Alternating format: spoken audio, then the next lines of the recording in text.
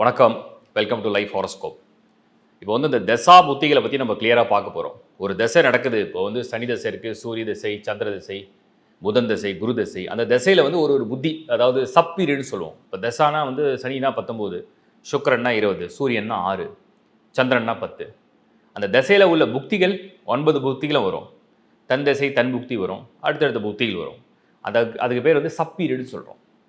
அப்போ அந்த கால்குலேஷனில் வரக்கூடிய ஒவ்வொரு புத்தியும் ஒரு ஒரு தசையில் என்ன மாதிரியான பலன் கொடுக்கும், அந்த மாதிரியான ப்ரிடிக்ஷன் தான் இப்போ நீங்கள் பார்க்க போகிறீங்க ஃபுல்லாக. அதாவது ஒரு தசையுடைய முழு பலன் எப்படி இருக்கும், அதில் வரக்கூடிய புக்திகள்லாம் என்னென்ன பண்ணுன்றதை கிளியராக பார்க்க போகிறீங்க. ஒரு சின்ன வேண்டுகோள், லைஃப் ஹாரோஸ்கோப்.in அப்படிங்கிற சைட்டில் சில பேர் வந்து ஹாரோஸ்கோப் அப்ளை பண்ணுறீங்க, பல பேர் அதை பயன்படுத்துறீங்க அதர் சர்வீசஸ்க்கெலாம். தயவு செஞ்சு லைஃப் ஹாரோஸ்கோப்.in தான் அப்படிங்கிறத வெரிஃபை பண்ணிக்கங்க. ஏன்னா லைஃப் ஹாரோஸ்கோப் அப்படிங்கிற டைட்டில் வந்து நம்ம தான் அந்த பேரை வச்சு ஒரு அஸ்ட்ராலஜி ரிலேட்டடான சர்வீஸ் எல்லாம் பெஸ்ட்டாக கொடுக்குன்னு பண்ணுறோம். அந்த பேரை நிறைய பேர் வந்து பே பண்ணி இப்போ யூஸ் பண்ணுறாங்க. நிறைய சைட்ஸ் வந்து லைஃப் ஹாரோஸ்கோப்ன்ற பிராண்ட் நேமை அதை வந்து பே பண்ணி யூஸ் பண்ணுறதுனால அதர் லிங்க்ஸில் போகுது. ஸோ நிறைய பேர் பேமெண்ட் வேறு ஏதாவது சைட்டில் பண்ணிட்டு எங்களுக்கு மெயில் போட்டுகிட்டே இருக்காங்க. ஸோ உங்களுக்கும் அது வந்து நல்ல விதமாக பலன் கிடைக்கணும், அதை நம்மளும் வந்து ஜென்யூனாக பண்ணணும்னு நினைக்கிறோம். அதனால் லைஃப் ஹாரோஸ்கோப்.in அப்படிங்கிற சைட்டான்றதை வெரிஃபை பண்ணிங்க. கீழேயே ஒவ்வொரு வீடியோவும் டிஸ்கிரிப்ஷனில் லிங்க் கொடுத்துருக்கோம். லைஃப் ஹாரோஸ்கோப்.in அப்படிங்கிற லிங்க் கொடுத்துருக்கோம். அதை கிளிக் பண்ண டேரெக்டாக நம்ம சைட்டுக்கு தான் போகும். ஸோ நம்ம சைட்டை கொஞ்சம் கிளியராக வெரிஃபை பண்ணுங்கள். Because many sites are using our name life horoscope. நிறைய சைட்ஸ் வந்து பே பண்ணி யூஸ் பண்ணுறாங்க. அதனால் கொஞ்சம் கிளாரிட்டிக்காக அதை கரெக்டாக செக் பண்ணி அப்ளை பண்ணுங்கள். அண்ட் தொடர்ந்து இந்த சேவையை பயன்படுத்திங்க.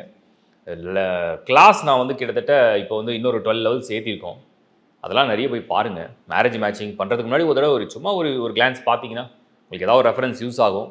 நியூமராலஜி, வாஸ்துலாம் வாஸ்துவில் கிட்டத்தட்ட 22 லெவல் பண்ணிட்டேன். நீங்கள் வீடு வாங்குறீங்க, வீடு கட்டுறீங்க, வாடகை வீடு போகிறீங்க, எதுவாக இருந்தாலுமே ஒரு 22 லெவல்ஸ் ரொம்ப எளிமையாக பண்ணி கொடுத்துருக்கேன். அதையும் போய் பாருங்கள்.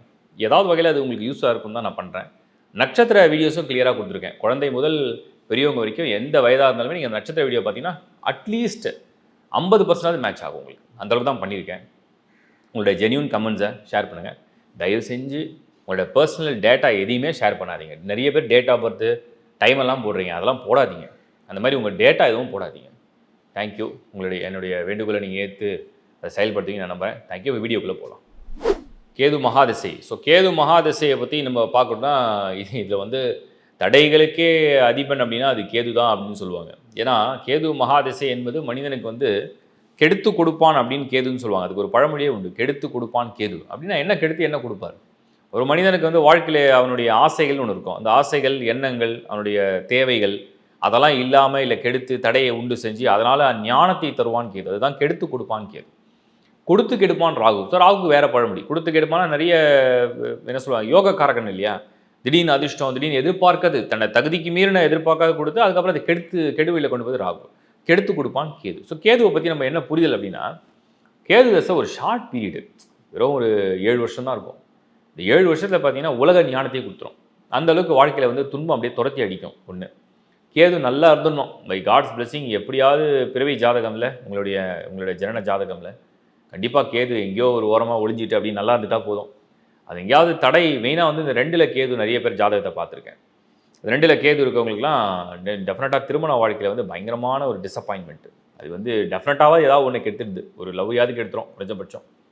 8ல் கேது, அது வந்து மங்கிலிக் ஸ்தானத்தில் வந்து இந்த கேது வரக்கூடாது. அந்த 8ல் கேது வரவங்களாம் நிறைய உறவுகளே இல்லாமல் இருக்கிறாங்க. நிறைய பேருக்கு ரிலேஷன்ஷிப்போ ஹெல்ப்ஃபுல் ஃப்ரெண்ட்ஸோ இல்லை யாருமே ஹெல்ப் பண்ணாமல் அவங்க தனியாகவே போராடுறாங்க. அது 8ல் கேது இருக்குது. அதேமாதிரி மாமியார் மாமனார் வீடெல்லாம் இல்லாமல் போயிடுது.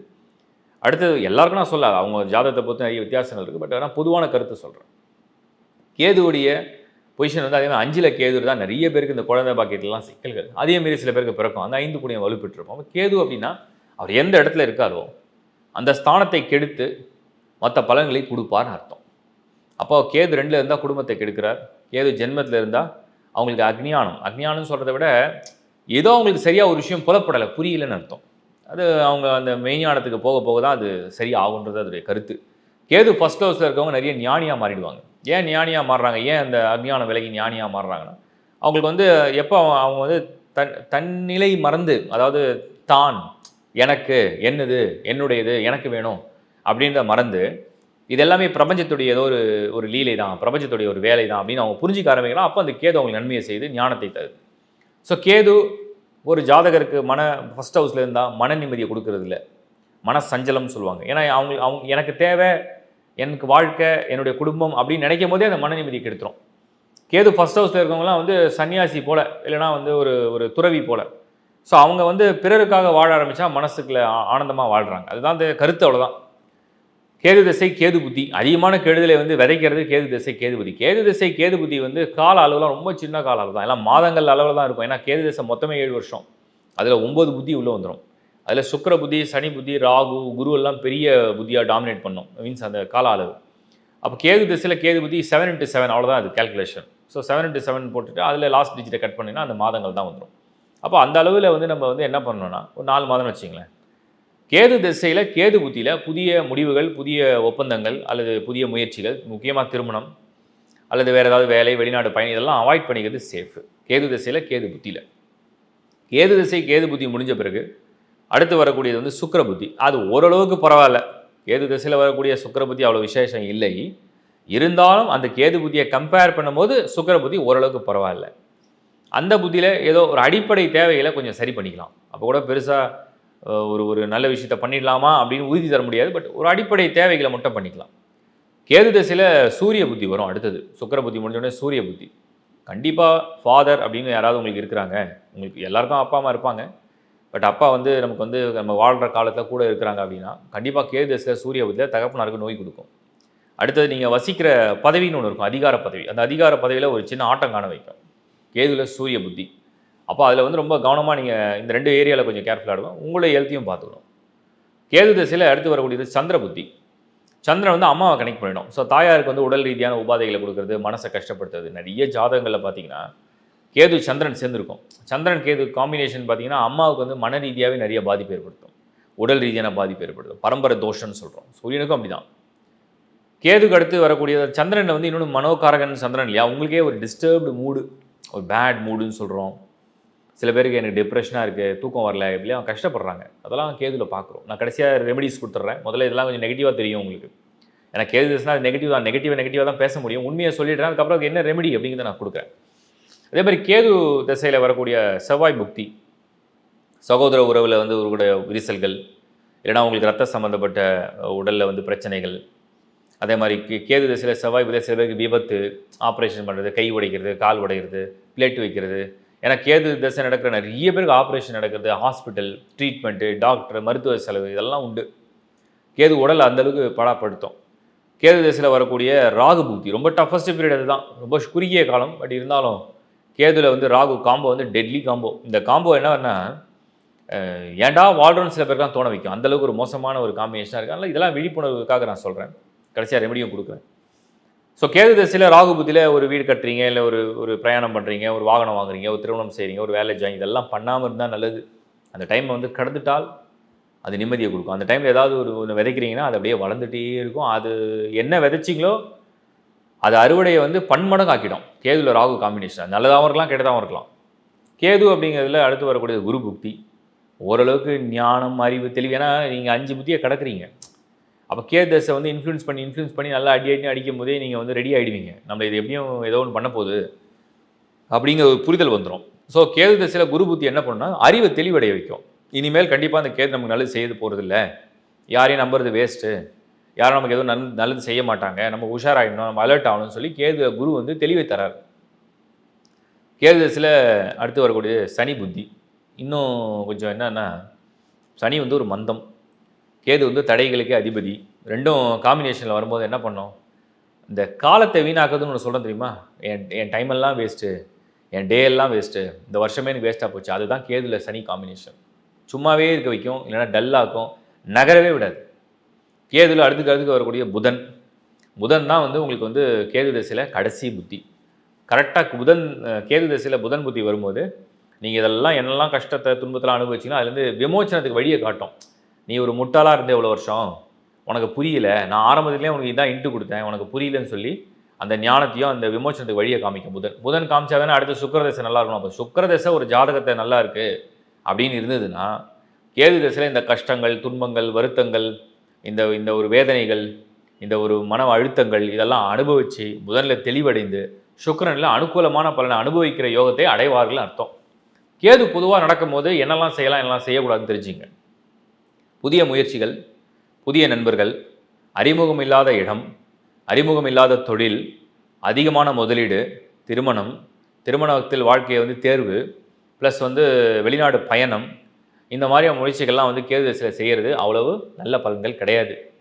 85% மக்களுக்கு அவுட் ஆஃப் 100ல் வந்து நீங்கள் 100 ஹாரோஸ்கோப் எடுத்தீங்கன்னா 85% கேது திசை நடக்கும்பொழுது கெடு பலனை தருது. ஒரு ரிசர்ச்சில் சொல்கிறேன். 15% கேது நன்மையை கொடுத்துருக்கு. அந்த நன்மை கூட வந்து பூரணமாக தராது. ஒன்று தான் கொடுக்கும், ஒன்று கெடுக்கும். ஃபார் எக்ஸாம்பிள் நிறைய பணம் கொடுத்துருக்கு, புகழ் கொடுத்துருக்கு, பதவி கொடுத்துருக்கு, அதிகாரம் கொடுத்துருக்கு அப்படின்னா அவங்களுக்கு வந்து ஃபேமிலி லைஃப்லையோ ஹெல்த் லைஃப்லையோ கெடுக்கும். ஹெல்த் அண்ட் ஃபேமிலி நல்லபடியாக ஆகிடுச்சு அப்படின்னா அவங்களுக்கு பெருசாக தொழில் வழி சைடில் எதுவும் பண்ணுறதில்ல. அப்போ ஒன்றை கொடுத்து ஒன்றை கெடுக்கிறது தான் வந்து கேது. அதேமாதிரி முகங்களில் வந்து நீங்கள் கேதுவோட இன்ஃப்ளூன்ஸ் பண்ணுற ஏரியா உடலில் பார்க்கணும். நீங்கள் உடலில் வந்து சூட்சம உறுப்புகள் எல்லாமே கேது தான். உதாரணத்துக்கு வந்து கழிவுகள் அகற்ற உறுப்புகள்லாம் கேதுடைய கண்ட்ரோலில் இருக்கும். அதுலேயும் மலம் கழிப்பது என்பது கேதுடைய கண்ட்ரோல். நிறைய பேருக்கு மூல நோய் கேது சரியில்லாம் வரும். அப்புறம் கேது வந்து செகண்ட் ஹவுஸில் ஃபஸ்ட் ஹவுஸில் இருக்கும். நிறைய பேர் இஎன்டி ப்ராப்ளம் வரும். பல்லு, காது, மூக்கு, தொண்டெல்லாம் வரும். காது மெயினாக கேதுடைய கண்ட்ரோலில் இருக்கும். அதுக்கடுத்து வந்து கேது வந்து இன்னொன்று முக்கியமாக நான் சொல்லிடுறேன். இது வந்து பயன்படுத்துறதுக்காக கிடையாது. நிறைய ஜாதகங்களில் பார்த்த வரைக்கும் சனி, கேது, செவ்வாய், குரு, கேது, சனி இந்த மாதிரி அந்த நெகட்டிவ் பிளானட்ஸ்லாம் கன்ஜெக்ஷன் ஆகிருக்கும். அந்த மாதிரி ஜாதகங்கள் தான் கேது வந்து இன்டர்னல் ஆர்கன்ஸில் அந்த செல்ஸில் போயிட்டு நெகட்டிவாக ஏதாவது நோயை கொடுக்கும். அதுதான் கேன்சர்னு சொல்கிறோம். அப்போ அந்த கேன்சர் நோய் பாதிக்கப்படுறவங்களை வந்து அதிக பேரை ரிசர்ச் பண்ணதில் வந்து அந்த கேது மகாதிசை வந்து நடக்கும்பொழுதோ இல்லை கேது வந்து ஜாதகத்திலே கெட்டு போனவங்களுக்கு தான் அப்படி வருது. சரி, இப்போ இதெல்லாம் பார்த்தாச்சு. இதெல்லாம் ஒரு பயமாக இருக்குது. கேதுவை பற்றி கேட்கவே பிடிக்கல. இப்போ வீடியோவை பாதி பார்க்கறதுக்குள்ளே ஒரு மாதிரி டிப்ரெஷனாக தெரியுது, ரொம்ப ஸ்ட்ரெஸ் ஆகுது. ஏன்னா இந்த வீடியோ வந்து கண்டிப்பாக யாருக்கும் ஒரு பாசிட்டிவாக எதுவுமே செய்ய போகிறதில்ல போல் அப்படின்ற மாதிரி உங்களுக்கு தோணலாம். பட் நான் சொல்கிறத புரிஞ்சுங்க. கேது ஏன் அப்படி பண்ணுது அப்படின்னு தெரிஞ்சுங்க.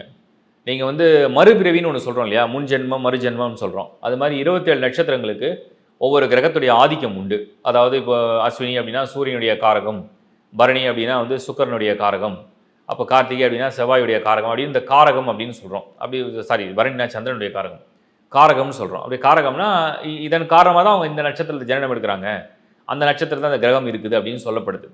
இப்போது கேதுக்கு அந்த மாதிரி மறுபிறவிக்குள்ள கால்குலேஷனே கிடையாது. ஏன் கிடையாதுன்னா அதுதான் தண்டிக்கிற கிரகம். தண்டிக்கிற கிரகம்னா நீ தண்டனையை வந்து தள்ளி போடாத, இந்த ஜென்மத்தையே நான் கொடுத்துட்றேன் உனக்கு என்ன தண்டனைலாம், நீ என்னெல்லாம் பாவம் பண்ணுறியோ, நீ என்னெல்லாம் புண்ணியம் பண்ணுறியோ அதெல்லாம் கலெக்ட் பண்ணி வச்சுக்கிட்டு அந்த கேது என்ன பண்ண அந்த தசை நடத்தும் போது உங்களுக்கு எல்லா பனிஷ்மெண்ட்டையும் கொடுத்துரும். ஆக்சுவலாக அதை அனுபவிக்கிறது நல்லது. ஏன்னா அந்த 7 வருஷத்தில் அதில் குறைஞ்சபட்ச அதிகபட்ச தண்டனைலாம் அனுபவிச்சு உங்களை வந்து துரத்தி விட்டுரும். ஸோ தட் என்ன உங்களுக்கு ஒரு கிளாரிட்டி, இதுக்கு மேலே நமக்கு இந்த தண்டனையே வேண்டாம்ப்பா, போதும் சாமி, நம்ம தெரிஞ்சிருவோம், இனிமேல் உருப்பட்டுருவோம் அப்படிங்கிறத அந்த கேது கொடுக்கும். ஸோ இதில் வந்து என்ன செய்யலாம் என்ன செய்யணும், நான் செய்யக்கூடாது சொல்லிட்டேன். செய்ய வேண்டியது பக்தியில் ஈடுபடுறது ரொம்ப நல்லது. விநாயகர் வழிபாடு மிக சிறந்த வழிபாடு. விநாயகரை வணங்க ஞானத்தை சீக்கிரமாக அடைவீங்க.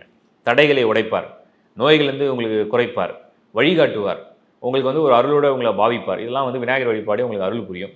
கேதுல வந்து அதே மாதிரி சன்னியாசிகள் இல்லைனா சாஸ்திரிகள் இல்லைனா வழிபோக்கர்கள், துறவிகள், ஞானிகள், ரிஷிகள், மடாதிபதிகள், அப்படி இல்லைன்னா சாதுக்கள், இவங்ககிட்ட பிளெஸிங் எடுக்கணும். எல்லாத்தோட சாதுக்கள் கிட்ட பிளெஸிங் எடுத்தீங்கன்னா கேது திசையில் உள்ள தோஷங்களை முற்றிலுமாக நீங்கள் குறைச்சிடலாம். சாதுக்கள் கிட்ட பிளெஸிங் எடுத்தால் ஏன் வந்து கேது திசை வந்து கெடுதல் பண்ணாது? ரொம்ப சிம்பிள். உங்களுக்கு உங்கள் வீட்டிலேருந்து ஒரு பக்கத்து வீட்டுக்கும் உங்களுக்கும் பயங்கரமான சண்டை. அப்போ அந்த சண்டையில் வந்து 2 பேரும் வந்து மாற்றி திட்டுறீங்க, மாற்றி கை கலப்பாயிடுது, சண்டை போட்டுக்கிறீங்க. ஏதோ ஒரு காலகட்டத்தில் அந்த வீட்டு பெரியவங்ககிட்ட போய் காலில் விழுந்து ஐயா, அந்த மாதிரி உங்கள் வீட்டில் இருக்கவங்களாம் எப்போ பார்த்து சண்டை போடுறாங்க, திட்டுறாங்க, ஏதோ மனஸ்தாபம் வந்துடுச்சு, நான் சொல்கிறது அவங்களுக்கு புரியல, அவங்க சொல்கிறது எனக்கு புரியல, பட் நான் வந்து இறங்கி போக தயார், நான் மன்னிப்பு கேட்டுக்கிறேன், இது வரைக்கும் நடந்ததெல்லாம் மறந்து இனிமேல் சண்டையே வேண்டாம், நீங்கள் சமாதானமாக வாழலாம், அவங்க வேலையை அவங்க பார்க்கணும், நாங்கள் எங்கள் வேலையை பார்க்கணும் போது அந்த பெரியவர் என்ன பண்ணுவார், அவங்க வீட்டு ஆட்களை கூப்பிட்டு, இந்த மாதிரி என் காலில் வந்து மன்னிப்பு கேட்டாங்க, எல்லாம் விட்டுடுங்க, இனிமேல் யாரும் சண்டை போட வேண்டாம். அதுதான் இது. என்ன லாஜிக்னா, கேது திசை வந்து நடக்கும்பொழுது சாதுக்கள் கிட்ட பிளெஸிங்ஸ் வாங்கும்போது என்ன நடக்குது அப்படின்னா, சாதுக்கள் யார் அப்படின்னா தனக்காக வாழாமல், அதாவது தனக்கு குடும்பம், தனக்கு மனைவி, பிள்ளைகள், அப்பா அம்மா, அவங்களுக்காக நான் காசு சேர்க்குறோம், பணம் சேர்க்குறோம், சம்பாதிக்கிறோம், பொருளாக மாற்றுறோம் அப்படின்னு தனக்காக வாழாமல் பிறருக்காக, மற்றவங்களுக்காக அர்ப்பணித்து, மற்றவங்களுக்காக தியாகம் செய்து, மற்றவங்களுக்காக வாழ்கிறதுனால அவங்க தன்னிலை இல்லாமல் அதாவது சுயநலம் இல்லாமல், சுயநலம் இல்லாமல் பிறருக்காகவும் இந்த ஊருக்காகவும் இந்த உலகத்துக்காகவும் உயிரினங்களுக்காக வாழ்கிறாங்க இல்லையா. இப்போ பிரபஞ்சத்தில் உள்ள அந்த தெய்வீக அதிர்வுகளோடு அவங்க தொடர்படைகிறாங்க. அந்த நபர்கள் வந்து கேதுடைய முழுமையான ஆதிக்கம் உடையவர்கள். அவங்க தான் பாசிட்டிவ் எனர்ஜி, அந்த கேதுடைய பாசிட்டிவ் எனர்ஜி. ஏன்னா ஸ்பிரிச்சுவல் எனர்ஜி ஃபுல்லாக கேது கண்ட்ரோலில் இருக்கும். நம்ம சக்ராஸ்லாம் ஹீல் பண்ணால் கேது கண்டிப்பாக வேணும். ரைக்கி, ஸ்பிரிச்சுவல் எனர்ஜி, மந்திர ஜபம், ஒரு பலிதன் வந்து பிரார்த்தனையில் பலிக்கிறதுனாலே கேதுவுடைய துணை வேணும். அதுதான் கேது. ஸோ அந்த மாதிரி சாதுக்களிட பிளெஸிங் வாங்க வாங்க என்ன ஆகும்னா கேது திசையில் உள்ள கெடு பலன்கள் குறையும். நிறைய பேருக்கு நான் அட்வைஸ் பண்ணியிருக்கேன், இந்த சாதுக்கள் இருக்கக்கூடிய மடங்கள்லாம் போயிட்டு சேவை பண்ணுங்கள். ஒரு மாதத்தில் ஒரே ஒரு நாளாக போய் உங்கள் ஜென்ம நட்சத்திரம் அன்றைக்கி வாலண்டியாக போய் சேவை பண்ணுங்கள். அவங்க என்ன வேலை சொன்னாலும் அதை போய் கூச்சப்படாமல் சேவை பண்ணுங்கள். அப்படி பண்ண பண்ண உங்களுக்கு அந்த தோஷங்கள் குறையும், கேதுவுடைய கெடு பலன்கள் தானாக குறையும். இதுதான் என்னுடைய கருத்து. ஸோ கேது திசையை கடக்கிறதுக்குண்டான வழி இதுதான். அதே மாதிரி கேது திசையில் முடிஞ்ச அளவுக்கு யாராவது உங்கள் பொருளை திருடிடுறாங்க, இல்லை உங்ககிட்ட ஒரு பொருளை எடுத்துக்கிறாங்க, உங்ககிட்ட ஒரு பொருளை ஏமாத்துறாங்க, உங்ககிட்ட ஒன்று கேட்குறாங்களா, அதை தயவு செஞ்சு விட்டுடுங்க. கண்டிப்பாக கேது திசையில் செருப்பு தொலையுது, தானாக தொலையுது, அது ரொம்ப நல்லது. என்ன காரணம்னு கேட்டிங்கன்னா, அந்த செருப்பு தொலைஞ்சால் உங்களோட பாவம் கொஞ்சம் குறையுது. நீங்கள் போட்டிருக்க துணி யாராவது கேட்குறாங்கன்னா கொடுத்துருங்க.